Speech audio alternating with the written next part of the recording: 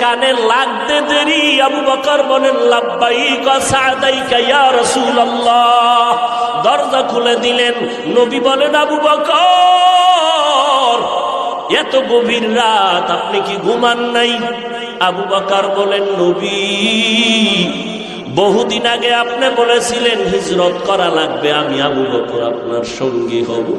আল্লাহর জাতের কসম করে বলি রে নবী, ওই যেদিন আপনি বলছেন যত ব্যস্তই থাকি না কেন রাতের বেলা ঘরে আইসা আমি দাঁড়াইয়া অপেক্ষা করি, একটা সেকেন্ডের জন্য আমি ঘুম যাই না।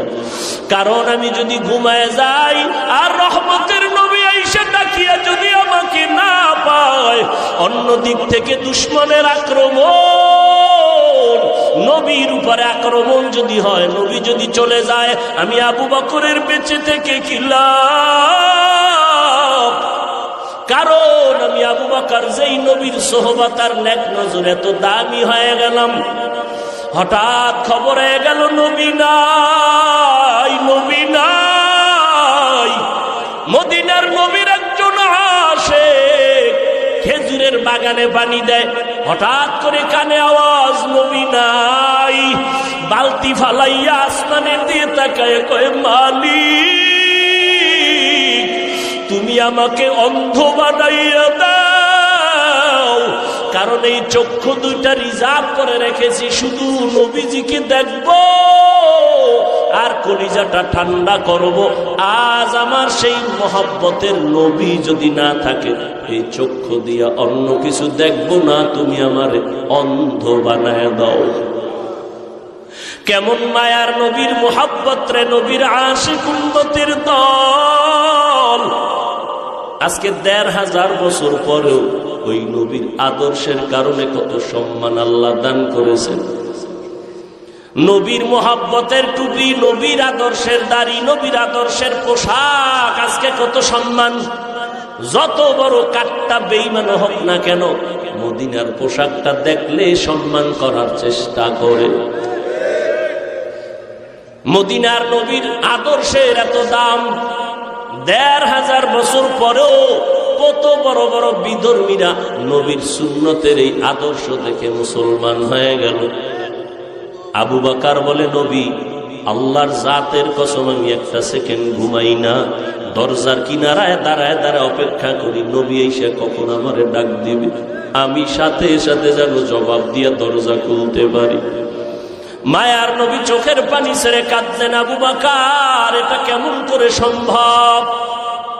নবীজির এই কথা আবু বকর বলে নবী আমার মেয়ে আসমা এও রাতে ঘুমায় না, আমি সারা রাত অপেক্ষা করি, আমার কন্যাটাও নাস্তা বানা অপেক্ষা করে, মদিনার পথে কে দিবে খানা, আমার মেয়ে খানা নিয়ে অপেক্ষায় থাকে। আমি আবু বকরও যাব, আমার মেয়েটা অপেক্ষা করে। শুধু তাই না, এই হিজরতের পথে নবী বাহন আমি রেখেছি খুঁটির গোড়ায় বেঁধে, এই বাহনটাও কোনো রাত্র ঘুমায় না। মদিনার নবী আসবেন, পথের দিয়ে তাকায় থাকে মক্কার দিকে, নবী আসবেন তারে পেটের মধ্যে নিয়ে মদিনায় যাবেন। এদিক দিয়ে দুশমনেরা ঘরের পেছন দিয়ে ভেতরে ঢুকলো, দেখে মোহাম্মদ নাই। এদিকে সময় খুবই কম, দ্রুত নবী আবু বকরকে নিয়ে বের হয়ে গেলেন। হাঁটতেছেন, পাথরওয়ালা পথ, সমতল না, উচকুচ পথ, পাথরওয়ালা রাস্তা, হাঁটতে বড় কষ্ট।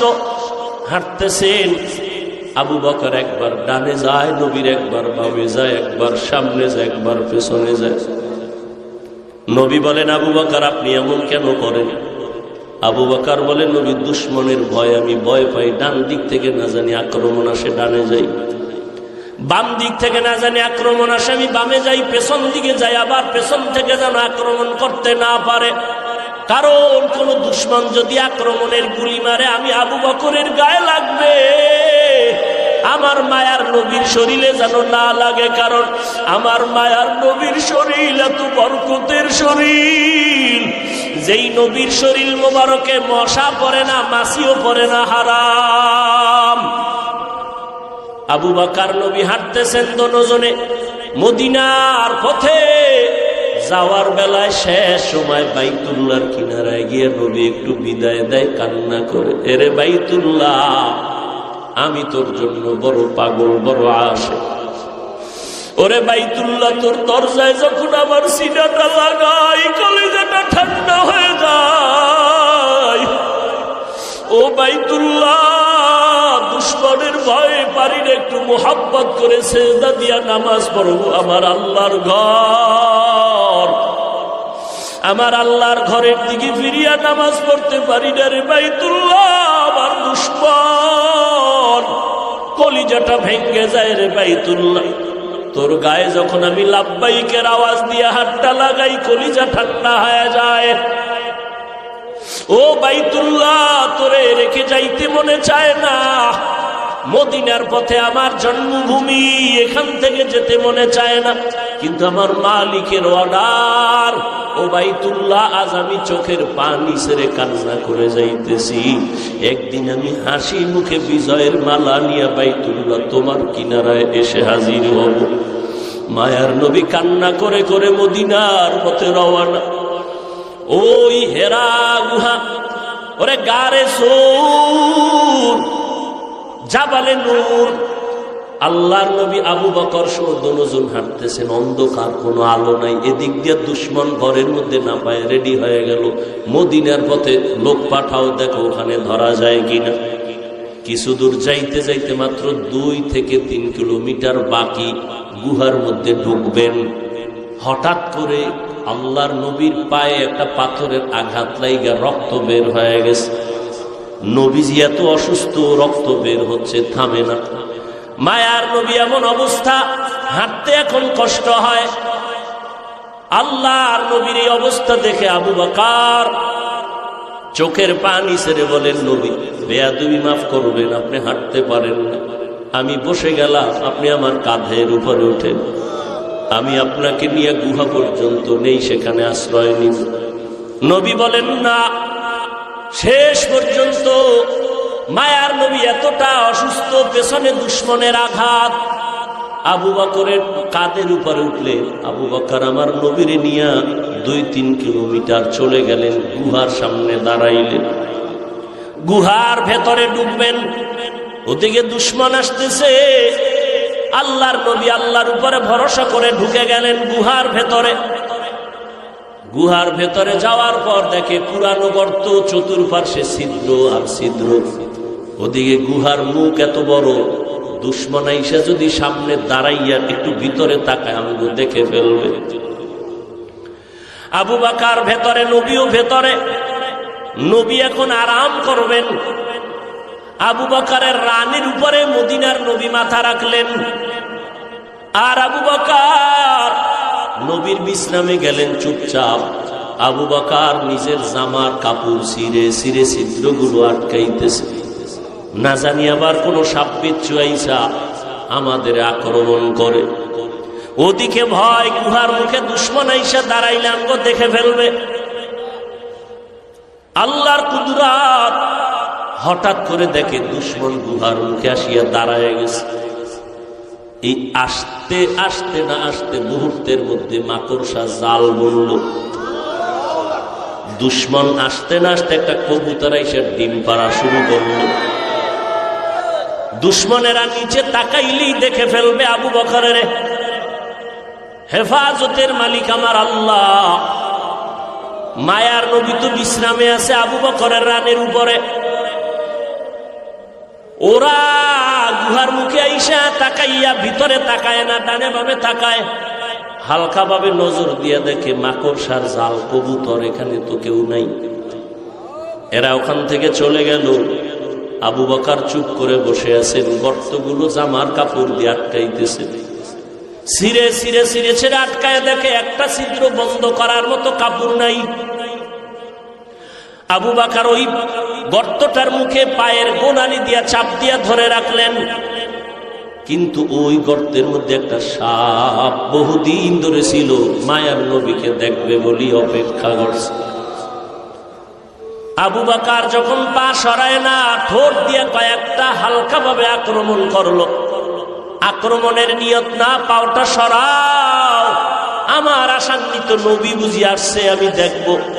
যখন পাওটা সরায় না, হালকা ভাবে একটু দাঁত বসায় দিছে, দেওয়া মাত্র বিষে পুরো শরীর জর্জরিত। আবু বকরের বিষ, চোখের পানি পড়া শুরু হয়ে গেল, কিন্তু পা নাড়ায় না। রহমতের নবী রানের উপরে মাথা মোবারক রেখে আছে, পা নাড়ায় না। বেদবি হবে, নবীর ঘুম নষ্ট হবে। মায়ার নবী বিশ্রামে আছে, হঠাৎ করে অজান্তে আবু বকরের কান্নার চোখের একটা ফোঁটা পানি নবীর উপরে পড়ে গেল। মায়ার নবী তাকায় দেখে আবু বকরের চোখে পানি। নবী বলেন, আবু বকর কি খবর? বলে, নবী এই হালাত। নবী জিহ্বার থেকে মোবারক থেকে লালা মোবারক নিয়ে একটু লাগাই দিলেন, সাথে সাথে বিষ পানি হয়ে গেল। এরে নবীর উম্মতের দল, ওই সাপ গর্ত থেকে মুখ বের করলো, নবীজির নজর পড়ে গেল। মায়ার নবী এমন রহমতের নবী আমার, সমস্ত প্রাণীরা আমার নবীকে চিনে, আমার নবীরে দেখার জন্য পাগল। কিন্তু আমরা সেই নবীর শ্রেষ্ঠ উম্মত হইয়া নবীরে এখনো পর্যন্ত দেখতে পারলাম না। কি দরুদ শরীফ পড়ি যে নবীর সাথে দেখা হয় না। ওরে সেজদার মতো সেজদা দিলে তো মাওলার সাথে দিদার হবে, দরুদের মতো দরুদ পড়লে তো মদিনার নবীর সাথে ঘুমের ঘরে মোলাকাত হয়ে যাবে। ও আল্লাহর বান্দারা, এই জীবনের আমলের ফলাফল কি? নবীরে কি ঘুমের ঘরে দেখেছো? আল্লাহর সাথে কি পরিমাণ মোহাব্বত তৈরি হয়ে গেল। ওই নবীর ধুলা বালু, মদিনার ধুলা লাগানোর জন্য আশেকেরা পাগল পারা হয়ে দৌড়ায়, অথচ নবীর সুন্নতের আশেক এখনো পর্যন্ত হতে পারলাম না। কই সুন্নতের দস্তরখান, কই বাথরুমে গেলে টুপি, কই জুতা, কই ডিলা কুলুক, কই টিস্যু পেপার ব্যবহার, খানার মধ্যে কই নবীর সুন্নতের খবর নাই। এরপরে নিজে তো এক চিন্তা, আবার আমার সন্তান, ছেলে মেয়ে, আমার পরিবার। আল্লাহর নবী চোখের পানি ছেড়ে গর্তের বিবরণ দেয়। আম্মাজান আয়েশা কাঁদতেছেন। আম্মাজানকে বললেন, ও আয়েশা, তোমার বাবা আমাকে কাঁধে নিয়া 3 কিলোমিটারের মতো রাস্তা পারাইয়া ওই গর্তের মধ্যে নিয়া তার রানে আমি মাথা দিয়া বিশ্রাম নিছিলাম। বিষের ব্যথায় কানছে, তবে একটু পা নাড়ায় নাই। এই যে ত্যাগ আবু বকর আমার জন্য দিনের স্বার্থে দিল, সারা দুনিয়ার উম্মতের নেক এক পালায় দিলেও সমান হবে না। আম্মা জান আয়েশা কান্না করেন, নবী যদি বেয়াদবি না নেন, আমার আব্বা জানের আর একটা নেক আমল কি বলবেন? নবী বলেন, শুনো আয়েশা, শুনো সেই দিনের আমল। নবীর শেষ জীবনে তাবুকের যুদ্ধে যাবেন, একটা যুদ্ধ শেষ হলো, আর একটা যুদ্ধ তাবুকে যাবেন। তাবুকে যাবেন মদিনার থেকে বহুদূর। ওই যুদ্ধে যাবেন এমন সময় খেজুরও পেকে গেল, খেজুর কাটার সময়, মানুষের কাজের সময়, প্রচন্ড রোদের তাপ।